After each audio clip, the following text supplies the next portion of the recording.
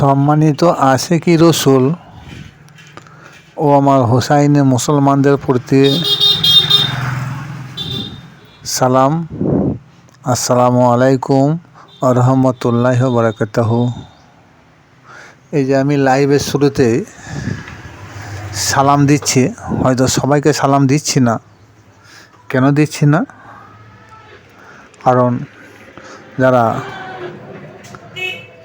পুরোপুরি ইসলামের মধ্যে দাখিল নাই তাদেরকে সালাম দিয়ে লাভও নাই। যারা পূর্ণাঙ্গভাবে ইসলামের মধ্যে দাখিল আছেন তিনাদেরকে সালাম দেওয়া হয়।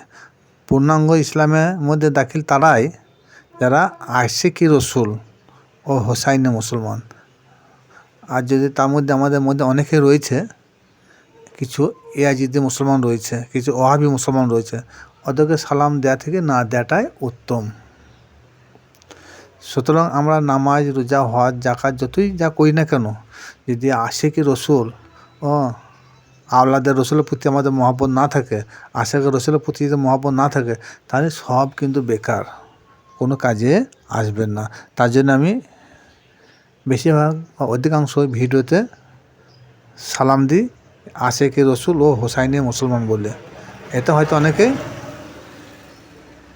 বেজার হন, কিন্তু সবাই সব জিনিস পছন্দ করে না, আর সবাই সব জিনিস বুঝে না। সবাই যদি সব বুঝেই নিত, তাহলে বর্তমান সারা বিশ্বে এত ফেতনা ফ্যাসাদ, ঝগড়া ঝামেলা সৃষ্টি হতো না, অত দলাদলিও হতো না, অত গ্রুপবাজি হতো না। কিন্তু যাই হোক, আজকে লাইভের মূল বিষয় হলো সূরা হিজরে শেষের দিক, অর্থাৎ 99 নম্বর আয়াত। এই আয়াতে আল্লাহ পাক রব্বুল আলামিন কি বলছেন? বিসমিল্লাহির রহমানির রহিম, ওয়াবুদ রাব্বাকা হাত্তা ইয়াতিয়াকাল ইয়াকিন। আল্লাহ বলছেন এর বাংলা, যে তোমরা তোমাদের রবের ইবাদত করো যতক্ষণ পর্যন্ত তোমাদের অন্তরে ইয়াকিন না এসেছে। এটা হচ্ছে সঠিক ব্যাখ্যা। এই যে আমি কেন, আরবি হচ্ছে ইয়াকিন, আমি আবার এই ইয়াকিনের বাংলা কলাম না, আবার ইয়াকিন বা ইয়াকিন বলেই দিলাম। কিন্তু আপনারা সবাই জানেন যে ইয়াকিন শব্দের অর্থ কী।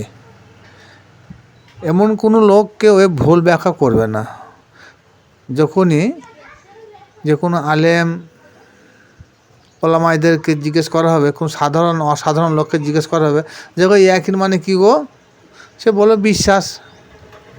তাইলে এখানে আল্লাহ পাক রব্বুল আলামিন তিনি বলছেন, যতক্ষণ পর্যন্ত তোমাদের বিশ্বাস না এসেছে ততক্ষণ পর্যন্ত তোমাদেরকে ইবাদত বন্দেগী করতেই হবে। এখানে বিশ্বাস বলতে কিসের? আল্লাহ ও তার রসুলের প্রতি বিশ্বাস, পরকালের প্রতি বিশ্বাস, জান্নাত জাহান্নামের প্রতি বিশ্বাস, হাসর নাসরের প্রতি বিশ্বাস, আর আসমানি ফেরেশতার প্রতি বিশ্বাস, আসমানি কিতাবের প্রতি বিশ্বাস। এইগুলা আমাদের মন মস্তিষ্কের মধ্যে ঠাঁই দিতেই হবে। কিন্তু এগুলা অধিকাংশ লোকই সবাই আমরা মানি বা জানি। তাহলে আমরা সঠিকভাবে কি এগুলা মানতে পেরেছি? সঠিকভাবে মানব তখনই যখন দেখব আমাদের মন মস্তিষ্ক থেকে লোভ, লালস, কাম, ক্রোধ, মদ, মাহ, মাৎসর্য, অহংকার, হিংসা, নিন্দা, পরচিৎসা, পরনিন্দা, এগুলোকে আমাদের মন মস্তিষ্ক থেকে দূরীভূত করতেই হবে, এদেরকে কোরবানি দিতেই হবে। আর এইগুলোকে যদি আমরা বিতাড়িত না করি, তাহলে আমাদের কলমা, নামাজ, রোজা, হজ, জাকাত যে যাই করি না কেন সব কিন্তু বেকার। কোনো কাজে আসবে না। তাহলে আমাদের কাজে আসতে গেলে কী করতে হবে? আমাদের মন মস্তিষ্ক থেকে এই ষড়রিপুগুলোকে এবং আমিত্ব বিসর্জন করতে হবে। যখনই আমরা আমাদের ষড়রিপুগুলোকে দমন করতে পারবো বা বিসর্জন দিতে পারবো, তখন হব আমরা পুরোপুরি বিশ্বাসী। কিসের বিশ্বাসী? আল্লাহ, আল্লাহ রসুলের প্রতি বিশ্বাসী, তাদের আইন কানুনের প্রতি বিশ্বাস। আমাদেরকে অন্তঃস্থল থেকে বা মন মস্তিষ্কের মধ্যে আমাদেরকে পুরোপুরি মেনে নিতে হবে। সুতরাং আমরা নামাজ রোজা হজ জাকাত সবই করছি, আর আমাদের মন মস্তিষ্কের মধ্যে যে ষড়রিপু আছে এগুলোকে আমরা দমন করতে পারছি না, এগুলোকে আমরা বিসর্জন দিতে পারছি না, এগুলোকে কোরবানি দিতে পারছি না। সুতরাং আমাদের নামাজ রোজা হজ জাকাত বেকার, কোনো কাজে কোনো ফায়দা আসবে না। সুতরাং কিছু কিছু বা অধিকাংশ তাফসীরকাররা ওই জন্যই লিখেছেন যে তোমাদের মৃত্যুর যতক্ষণ না এসেছে ততক্ষণ পর্যন্ত তোমরা তোমাদের রবের ইবাদত করো। কোন মৃত্যু? এনারা ক্লিয়ার করে বললেন নাই। হাদিস শরীফে এসেছে মুতা আনতা কাবলুল মত, তোমরা মরার আগে আর একবার মৃত্যুবরণ করো, তবে হবে প্রকৃত মুমিন মুসলমান। কিন্তু আমরা সেই জায়গায় কে পেরেছি? আমরা তো দুনিয়া নিয়ে ব্যস্ত, আমি তো নিয়ে ব্যস্ত। আমরা দেহের ষড়রিপু আমাদের মধ্যে সবসময় বিরাজমান, তাদেরকে আমরা দূরীভূত করতে পারি নাই। তাহলে আমরা যখন আমাদের মন মস্তিষ্ক থেকে ষড়রিপুগুলোকে দমন করতে পারি নাই, বিতাড়িত করতে পারি নাই, তা সুতরাং আমাদেরকে মরার দিন পর্যন্ত আমাদের প্রভুর, আমাদের রবের ইবাদত বন্দেগী করতেই হবে, কোনো উপায় নাই। আর যখন আমরা মরার আগে মরতে পারবো তখন তো আমরা মরা, সুতরাং মরা ব্যক্তি আর ইবাদত বন্দেগী করার কোনো প্রয়োজন নাই। এখানে সুফিবাদের একটা মত, তিনারা বলছেন যে না, যাদের মন মস্তিষ্কের মধ্যে যারা ইয়াকিন এনেছে, যারা পুরোপুরি বিশ্বাস করে নিয়েছে, তাদের আর ইবাদত বন্দেগীর প্রয়োজন নাই। তিনারা কিন্তু এটা ক্লিয়ার করেন না। তিনারা বলেন নাই যে মৃত্যুটা কী, ইয়াকিনটা কী, এত কিন্তু ক্লিয়ার করে না। তিনারা একটাই ফাঁকা মাঠে বলতে দেয় যে যখন আমাদের আল্লাহর প্রতি বিশ্বাস এসে যাবে, পরকালের প্রতি বিশ্বাস এসে যাবে, তখন আমাদের আর রবের ইবাদত বন্দেগী করার কোনো প্রয়োজন নাই। কিন্তু এটা কিসের বিশ্বাস? এটা কি মৌখিকতা বিশ্বাস না অন্তরের অন্তঃস্থল থেকে বিশ্বাস? আমাদের আল্লাহ, আল্লাহ রসুলের, পরকালে, আল্লাহ কিতাবে, ফেরেশতার, এগুলোর প্রতি বিশ্বাস রাখতে গেলে আমাদের অন্তরের অন্তঃস্থল থেকে বিশ্বাস রাখতে হবে। আমাদের মন মস্তিষ্কের মধ্যে আমাদের বিশ্বাস রাখতে হবে। শুধু মৌখিকতাভাবে জাহিরিভাবে বিশ্বাস করলে হবে না।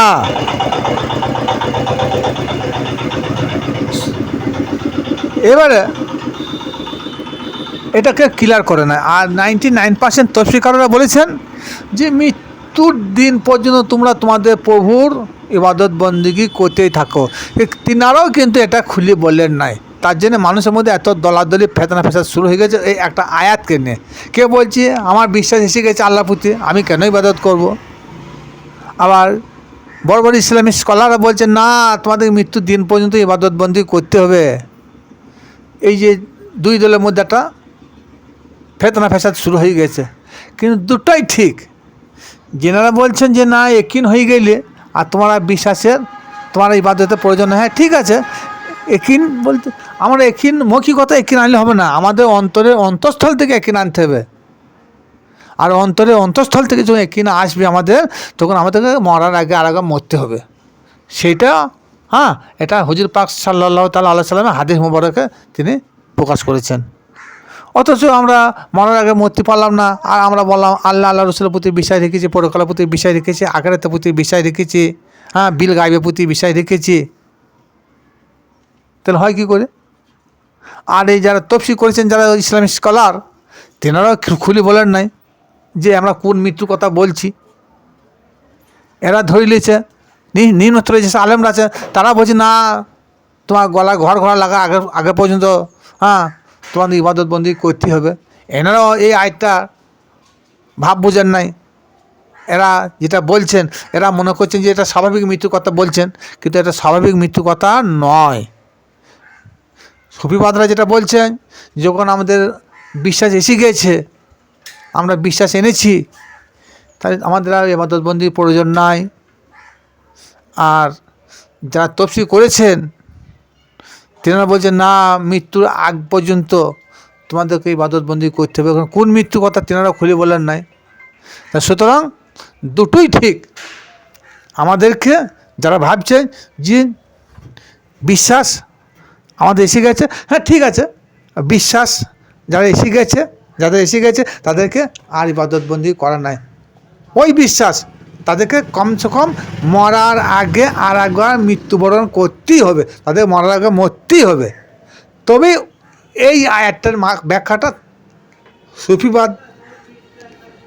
সুফিবাদেরা যারা করেছেন যে আমাদের বিশ্বাস এসে গেছে, তাহলে আমাদের আর ইবাদতবন্দিকে প্রয়োজন নাই। হ্যাঁ, বিশ্বাস এসে গেছে, তাহলে আপনারা এক কাজ করুন, মরার আগে আর একবার মৃত্যুবরণ করেছেন তো। অত অনেকে বলবেন হ্যাঁ করেছি, হ্যাঁ সত্যি, তাদের আর ইবাদতবন্দিকে প্রয়োজন নাই, তারা তো মরা।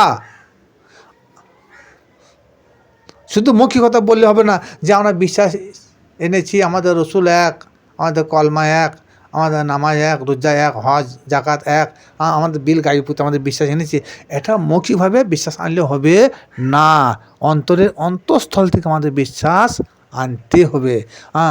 আর ওই হাদিস শরীফে এই আয়াতটাকে মানতে হবে যে তোমরা মরার আগে আর একবার মৃত্যুবরণ করো।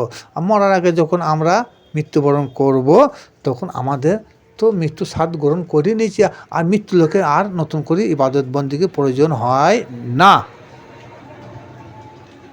তো যতটা পারলাম হকিকতের মধ্যে এটাকে আমাদের সম্মুখে তুলে ধরলাম। আশা করি আর এইটা নিয়ে ফেতনা ফেসাদ হবে না। যদি শুনে ভালো লাগে, আমাদের আত্মীয় স্বজন বন্ধু বান্ধবদের প্রতি এটা শেয়ার করবেন। আসসালামু আলাইকুম ওয়া রাহমাতুল্লাহি ওয়া বারাকাতুহু।